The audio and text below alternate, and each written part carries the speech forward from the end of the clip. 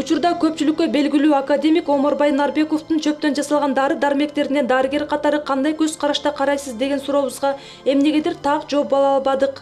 Мен ал агайды жакшы студент кезден эле билем. Ар дайым ал киши ошол куратология илими боюнча илимдин доктору, окумуштуу адам. Анан ошол чөп дарылар менен табигый нерселер менен дагы дагылай турган оорулар көп. Мен оюмча туура эле иш жасалса керек деп ойлойм. Академик Омарбай Нарбековдун айтымында адам баласында 2 орган бар. Аларды көздүн карегиндей сакташ керек. Биринчиси бөйрөк, экинчиси боор. Булардын аткара турган жумушу татаал жана оор. Кыргызстанда бөйрөк илдетинин акыбалы оор. Көптөгөн кишилер бөйрөк иштебей калып жасалма бөйрөк. Тагыраак айтканда гемодиализ алууга катарга туруп жатышат. Мына ушундан улам табияттын тартуулаган дары чөптөрүнүн жардамы менен дарттын алдын алууга дары жасаганын айтат. Мындай табияттан бир жардам берсе болбойт бекен деген ой келгенде ошондо биз каработо деген дары чыгардык. Каработо деген дары Сарбент каработо, кыргыз шеми каработо тазалагычы деп койсо болот да. Мисалы үчүн креатинин түшүрүп, жанагы гемодиализге баргысы келбей, өздөрүн жакшы сезип, ушундай болуп калдыга.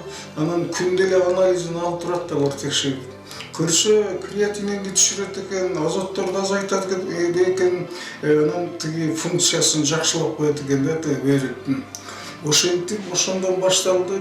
Мына бүгүн дагы эгер жанагы креатин дегени бир 500ге чейин болсо, мен гемодиализге жибербейли ушуну мен дарылап коем.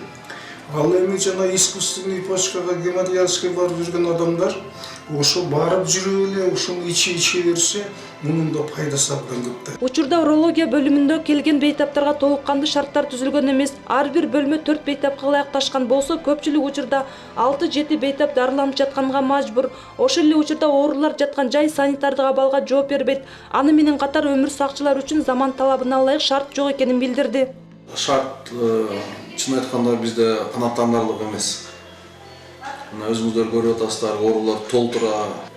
Бирок илим ордунда тура бербейт. Келечекте ошол жаңы технологияларга өтүшүбүз керек. Бөйрөктүн калыптагыдай иштеши үчүн күнүнө 1,5-2 литр суюктук ичүү керек. Мүмкүн болушунча ашкана суусу же табигый мөмө жемиштен алынган. Булар организмдеги таштын пайда болуусунун алдын алат. Ошондой эле кофе, таттуу, газдалган суюктуктар бөйрөктү дүлүктүрүп, таштын пайда болуусуна жол ачат.